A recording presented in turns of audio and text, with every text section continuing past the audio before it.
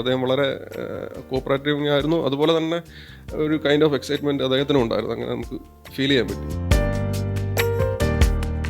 ഒരു എന്തൊക്കെ പറഞ്ഞാലും അതിനകത്ത് ഒരു കൈൻഡ് ഓഫ് റിസ്ക് ഫാക്ടർ അവരും എടുക്കുന്നുണ്ട്. ആസ് ആൻ ആക്ടർ മാത്രമല്ല, ഒരു പ്രൊഡ്യൂസർ എന്നുള്ള രീതിയിൽ എല്ലാ ഫസ്റ്റ് സാർ ആക്ഷൻ പറയുന്ന മൊമെന്റ് ഡയറക്ഷനിലോട്ട് വരിക എന്ന് പറയുമ്പോൾ നമ്മുടെ ഒരു ഡ്രീം കം ട്രൂ മൊമെന്റ് പോലത്തെ ഒരു സംഗതിയാണ്. മമ്മൂക്ക എന്ന് പറയുന്ന ഐക്കോണിക് ലെജൻഡ് നമ്മുടെ മുമ്പിൽ സാർ അസിസ്റ്റന്റ് ആയിട്ട് വർക്ക് ചെയ്തിട്ടുണ്ടെന്നാണ് എൻ്റെ ഒരു ധാരണ. അപ്പോൾ നിൽക്കുന്ന ആ ഒരു മൊമെന്റ് എങ്ങനെ ഓർത്തെടുക്കുന്നു? ഫസ്റ്റ് സാർ ആക്ഷൻ പറയുന്ന മൊമെന്റ് അതൊരു കൈൻഡ് ഓഫ് സർറിയൽ മൊമെന്റ് ആയിരുന്നു. കാരണം നമുക്ക് പിന്നെ ഞാൻ ഒരുപാട് പടങ്ങൾ അസിസ്റ്റ് ചെയ്തിട്ടില്ല, കുറച്ച് പടങ്ങളെ ചെയ്തിട്ടുള്ളൂ. അപ്പം അത് ഒരു കൈൻഡ് ഓഫ് ജോബ് പോലെയാണ്. നമുക്ക് ഒരുപാട് റെസ്പോൺസിബിലിറ്റീസ് ഉണ്ടായിരിക്കും, അതിൻ്റെ പുറകെ പോകണം. അത് ഒരു മിസ്റ്റേക്ക് ഒന്നും വരുത്താതെ ചെയ്ത് അങ്ങനത്തെ ഒരു ടാസ്ക് ഉണ്ട് അതിൽ. അത് കഴിഞ്ഞ് ഡയറക്ഷനിലോട്ട് വരിക എന്ന് പറയുമ്പോൾ നമ്മുടെ ഒരു ഡ്രീം കം ട്രൂ മൊമെന്റ് പോലത്തെ ഒരു സംഗതിയാണ്. പിന്നെ നമ്മൾ ഒരുപാട് ഇഷ്ടത്തോടെ ചെയ്യുന്ന ഒരു പരിപാടിയാണ്. അതുപോലെ തന്നെ നമ്മളൊരു ഇത്രയും വലിയൊരു സിനിമയിൽ ഇത്രയും വലിയ അഭിനേതാക്കളൊക്കെ ആയിട്ട് കോപ്പറേറ്റ് ചെയ്ത് ചെയ്യുമ്പോൾ അതിൻ്റേതായ റെസ്പോൺസിബിലിറ്റി അതിനകത്തുണ്ട്. അപ്പം എന്തൊക്കെ പറഞ്ഞാലും നമ്മൾ നമ്മുടേതായ ഒരു കോൺഫിഡൻസ് പോയാലും നമുക്ക് 100% ഇതായിട്ട് പോകാൻ എന്തായാലും പറ്റത്തില്ല. അപ്പോൾ ആ ഒരു കൈൻഡ് ഓഫ് ഒരു ടെൻഷനും ആങ്സൈറ്റിയൊക്കെ അതിനകത്ത് തുടക്കത്തിൽ ഉണ്ടായിരുന്നു. പക്ഷെ ഒരു കൈൻഡ് ഓഫ് ഹാപ്പിനെസ് ഉണ്ടായിരുന്നു അതിൽ. പിന്നെ തുടങ്ങി കുറച്ച് എനിക്ക് ആദ്യത്തെ ദിവസം തന്നെ കുറച്ച് കഴിയുമ്പോൾ തന്നെ നമ്മൾ അതിലോട്ടങ്ങ് മെർജായി സെറ്റായി. പിന്നെ അതങ്ങോട്ട് ഒരു നല്ല രസമുള്ളൊരു പരിപാടിയായിരുന്നു. ആദ്യം ഒരു ഹാപ്പിനെസ്സും ഉണ്ട്, ഒരു ടെൻഷനും ഉണ്ട്, അങ്ങനെ ഒരു മിക്സ്ഡ് ഫീലിംഗ് ആയിരുന്നു. പക്ഷെ പിന്നെ ഗ്രാജുവലി അത് നമുക്ക് നല്ല രീതിയിൽ തന്നെ മുന്നോട്ട് കൊണ്ടുപോകാൻ. വേറെ അങ്ങനെ നമുക്കങ്ങനെ പിന്നെ ഭയങ്കരമായിട്ട് ബുദ്ധിമുട്ടുണ്ടാകുന്ന സിറ്റുവേഷൻസ് ഈ പടത്തിൽ അങ്ങനെ വന്നില്ല.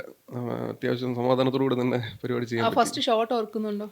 ഫസ്റ്റ് ഷോട്ടൊക്കെ ഓർക്കുന്നുണ്ട്. അപ്പോൾ അതില് എങ്ങനെ അദ്ദേഹത്തിന്റെ റിയാക്ഷൻ അല്ലെങ്കിൽ ഫസ്റ്റ് ഷോട്ട് മീൻസ് സിനിമയുടെ വെച്ചിട്ട് ഉള്ള ഫസ്റ്റ് ഷോട്ട് അതിനെ കുറിച്ച് അത് ഓർക്കുന്നുണ്ട്. അതിപ്പോ എന്താണെന്ന് ഇപ്പൊ നമുക്കിപ്പോ ചിലർ പറയാറുണ്ട്, ഞങ്ങള് ഫിലിം ഇങ്ങനെ ചെയ്യാൻ വേണ്ടി പോകുമ്പോൾ ഒരു ടെൻഷനുണ്ട്, നമുക്ക് ദേഷ്യം വരുന്ന ആളാണെന്ന് കേട്ടിട്ടുണ്ട്. ഞങ്ങൾക്കും അങ്ങനെ ഒരു ധാരണയുണ്ട്. അല്ല, അങ്ങനെയുള്ള ധാരണകളുണ്ട്, നമുക്കറിയാം. ഇപ്പോൾ ഒരുപാട് പേര് ഒരുപാട് കഥകൾ പറയും, അത് ചെയ്യും ഇത് ചെയ്യും, അങ്ങനെ ഒരുപാട് സംഗതികൾ ഇങ്ങനെ ഏറെ നിൽക്കും. അതൊക്കെ സത്യമാണ്. പക്ഷെ ഞാൻ അദ്ദേഹത്തിനോട് വർക്ക് ചെയ്തിട്ടുള്ളതുകൊണ്ട് എനിക്ക് കുറച്ചൊക്കെ അദ്ദേഹത്തിൻ്റെ അത് കുറച്ചാൾ മുന്നെയാണ് ചെയ്തത് ഒക്കെ ഒരു ഏകദേശം. പിന്നെ നമ്മൾ ഈ പടവുമായിട്ട് ബന്ധപ്പെട്ട് മുന്നേ പലതവണ അദ്ദേഹത്തെ കണ്ട് സംസാരിക്കുകയും ചർച്ചകളൊക്കെ നടത്തുകയൊക്കെ ചെയ്തിട്ടുള്ളത് കൊണ്ട് നമുക്കൊരു അങ്ങനെ ഒരു വലിയ ഒരു ഡിസ്റ്റിങ്ക്ട് ഫീൽ ഇല്ലായിരുന്നു.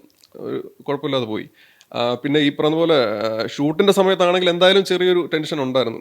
അദ്ദേഹം വന്ന് അപ്പോൾ അത് കാരണം അതിനകത്തൊരു സംഗതിയുണ്ട്. ഞാൻ ആദ്യമായിട്ട് സിനിമ ചെയ്യുന്ന ഒരാളാണ്. അപ്പം എൻ്റെ ഒരു ആത്മവിശ്വാസത്തിൻ്റെ പുറത്താണ് ഇതിന് ഇറങ്ങിത്തിരിക്കുന്നതും പോകുന്നതൊക്കെ. അപ്പം കുറേയൊക്കെ അവർ നമ്മളെ കൂടി ഡിപ്പെൻഡ് ചെയ്തിട്ടായിരിക്കും അവരുടെ ചില തീരുമാനങ്ങളും വരുന്നത്. ആദ്യമായിട്ട് ഒരാൾ ചെയ്യുന്നു, അപ്പോൾ അതിനകത്തൊരു എന്തൊക്കെ പറഞ്ഞാലും അതിനകത്തൊരു കൈൻഡ് ഓഫ് റിസ്ക് ഫാക്ടർ അവരും എടുക്കുന്നുണ്ട്.